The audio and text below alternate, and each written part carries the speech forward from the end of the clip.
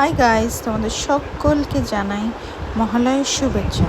তো আজকে সকালটা শুরু হয়েছিল বাবুঘাট যাওয়া দিয়ে। প্রথমে প্ল্যান ছিল সকাল 6টায় বেরোবো, কিন্তু লাস্ট মোমেন্টে আমাদের ড্রাইভারটা ডিচ করলো। যাই হোক, আমাদের বেরোতে বেরোতে 10টা বেজে গেছিলো। তো এই যে আমরা রেডি হয়ে যাচ্ছি, আর আমার পাশে ছোট্ট নানটা বসে আছি। ওর খুব ঘুম পেয়েছিল, একা একাই বক বক করছিল আর রাইডটাকে এনজয় করছিল।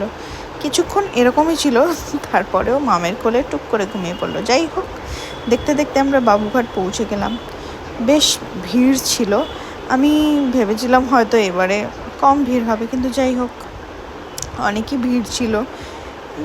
দাঁড়িয়ে দাঁড়িয়ে কিছুক্ষণ দেখলাম, সেই ফাঁকে পোপো আমার তর্পণ করে চলে এলো।